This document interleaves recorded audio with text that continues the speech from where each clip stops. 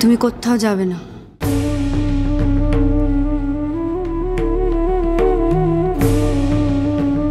তোমার উপর ভরসা করা যায় না বা বিশ্বাস রাখা যায় না, এটা আমি ঠিক মানতে পারলাম না।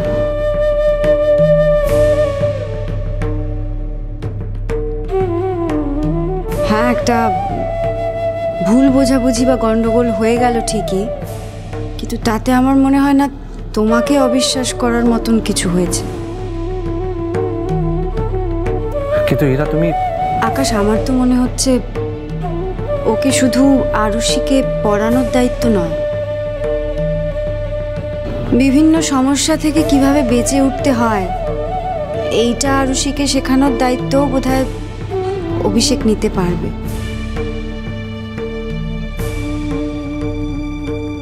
নাইস, এই তো মানি ইমপ্রেস হয়ে গেছে, মানে অল সেট অ্যান্ড ডান। ইরা, তুমি হয়তো ভুলে যাচ্ছ একজন জার্নালিস্ট। হ্যাঁ, সেটা ঠিক, তবে আমার মনে হচ্ছে ওর পেশার থেকেও ওর কাছে ওর মূল্যবোধের দাম অনেক বেশি। ও কটা খবরের জন্য কারোর ক্ষতি করবে না, তাই আমার মনে হয় আমরা বোধহয় নিশ্চিন্তে ওকে আরুর শিক্ষক হিসেবে নিয়োগ করতে পারি। এরা এরা তুমি যখন বলছো, ওকে আমি একটা সুযোগ দিচ্ছি তাহলে।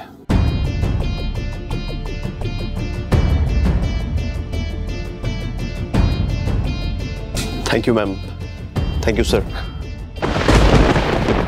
আর শোনো, তুমি যখন এই বাড়িতে আসবে তখন ক্যামেরাটা বাইরে রেখে আসবে। তুমি শুধু আরুষের টিচার কিন্তু এখানে, অন্য কিছু নয়। আর হ্যাঁ, নো পার্সোনাল টক। আর শোনো, এখানে আসবে, পড়াবে আর চলে যাবে, কোনো চালাকি করার চেষ্টা করব না, তাই তো? না স্যার, আমি বুঝে গেছি আপনি খুব স্ট্রিক্ট আর আপনার মেয়ের ব্যাপারে খুবই পজেসিভ। তাই আপনার মেয়ের যদি কিছু হয়, আপনি আমার চাকরি কেন গর্দানও রাখবেন না।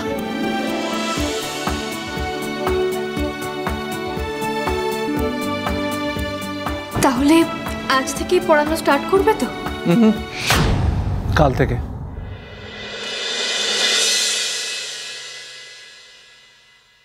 দি ভাই, কি করছিস এখানে? ब्रो सुन, कल से ना ये टीचर मुझको इंग्लिश पढ़ाने के लिए आएगा। इन्हीं के वही दीदिया ठीक कर दो टीचर ने। हाँ हाँ, बातें सुन के तो ऐसा लग रहा है अच्छा आदमी है। তাই হলেই ভালো। কেন জানি না মনে হচ্ছে প্যাম আন্টি আর দিদিয়া মিলে আবার নতুন কোনো প্ল্যান করছে।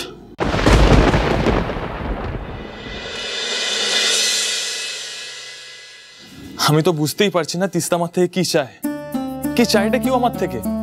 ও যেটা করে আছে সেটা টর্চার, আর সেটা আমি নিতে পারছি না, জাস্ট নিতে পারছি না। প্লিজ নীল, একটু শান্ত হও, তুমি এতটা উত্তেজিত হয়ো না। আরে কি বলছো, কি উত্তেজিত হয়ো না? তুমি আমার জায়গায় থাকলে বুঝতে।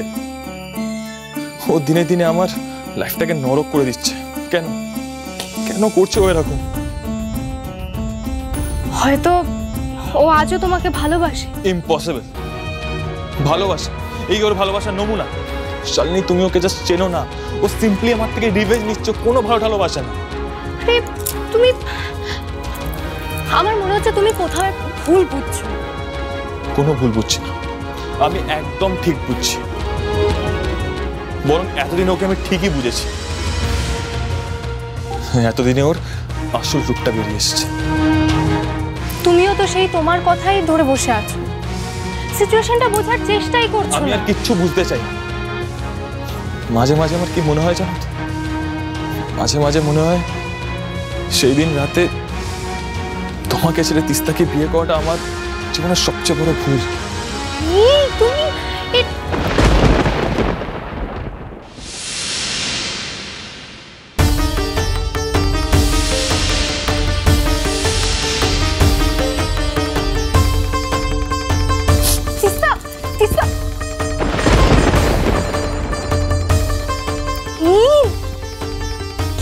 তুমি এটা? তিস্তা তোমার সব কথাগুলো শুনলো। আমি তো বুঝে উঠতে পারছি না যে এতদিন পরে এসব কথা তোলার কি মানে। তুমি তো বলেছিলে অতীত ভুলে আমরা আবার ভালোভাবে বন্ধুত্ব স্থাপন করব, আর তারপরে এসব। আর এই কারণেই কিন্তু আমি ইরাবতীর এক কথায় আমার সব কাজ ছেড়ে এখানে এসেছি, শুধুমাত্র তোমাদের মধ্যের এই ভুল বোঝাবুঝিটাকে মেটানোর জন্য। কোনোদিনই মিটবে না এটা, তোমাকে আমি বলেইছিলাম।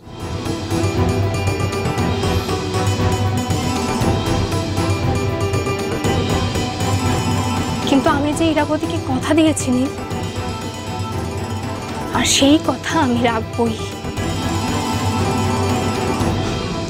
তুমি জানো অভিক, তোমার দাদা কি করেছে আজকে? ওই যে ছেলেটা অভিষেক, ওর বায়োডাটা নিয়ে বসেছে জানো।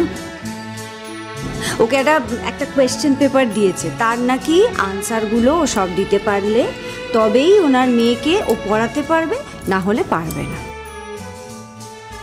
সত্যি আকাশ, তুই না একটা জিনিস। তোর থেকে আমি ভালো জিনিস, ঠিক আছে? ওই দেখো, যত দিন যাচ্ছে না বুড়ো হচ্ছে আর আমার সাথে শুধু ঝগড়া করছে। এই শোন শোন, একদম এসব রুটোর আমাকে বলবি না। আমি 1000 বার বলবো, তুই বুড়ো বুড়ো বুড়ো বুড়ো কোথাকার। ইরা ওর কাণ্ডটা শুধু দেখো, টিচারের সাথে এখন এরকম করছে, এরপর যখন মেয়ের বর খুঁজবে তখন কি করবে? আমি মেয়ের বরই জোগাড় করবো না।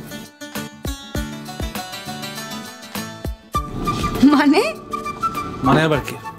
এত বছর পর ও বাড়িতে ফিরেছে, আমি এত সহজে ওকে বাড়ি থেকে যেতেই দেবো না। অভিক শোনো শোনো, তোমার দাদা কি বলছে শোনো। ইরা, এই বুড়োটাকে নিয়ে আমি কি যে করবো আমি জানি না।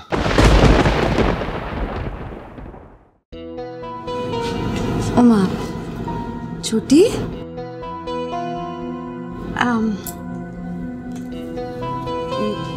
ঠিক আছিস তুই? আমি কেমন আছি, ঠিক আছি কি না এসব ভাবার মতন সময় তোর আছে?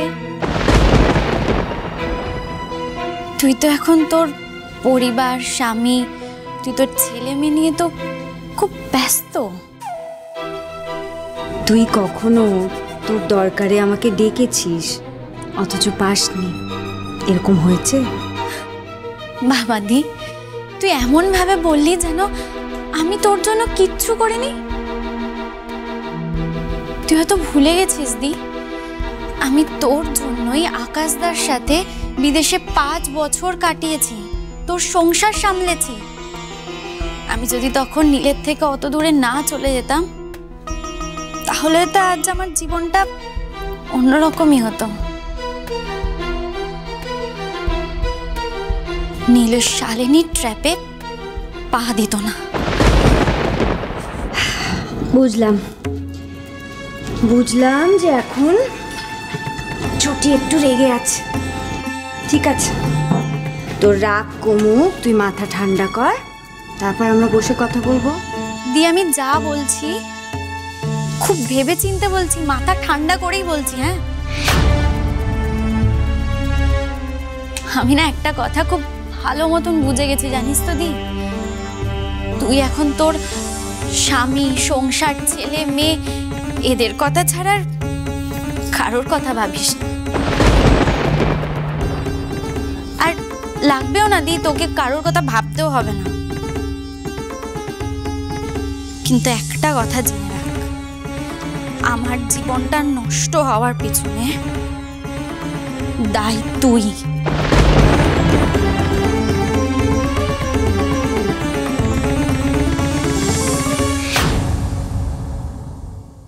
আমার জীবনটা তছনছ হয়ে যাওয়ার জন্য দায়ী শুধু তুই দি।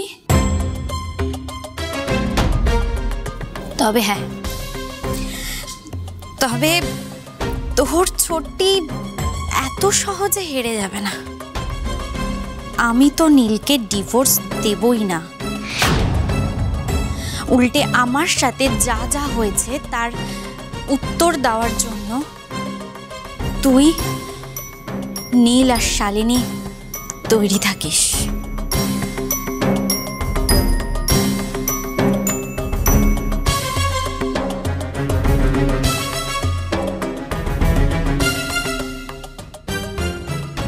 ইরা, আমি তোমাকে বারবার বলেছিলাম এদের মধ্যে না ঢুকতে, দেখলে তো আজ তোমাকেও ভুল বুঝে গেল।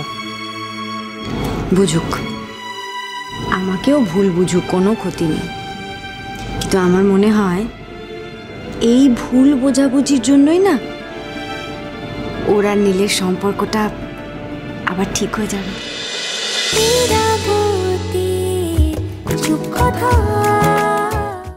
স্টার জলসার প্রিয় শো দেখার জন্য সাবস্ক্রাইব করুন আমাদের ইউটিউব চ্যানেলে এবং আপডেটেড থাকার জন্য প্রেস করুন বেল আইকন। চলো চলো চলো চলো পাল্টাই।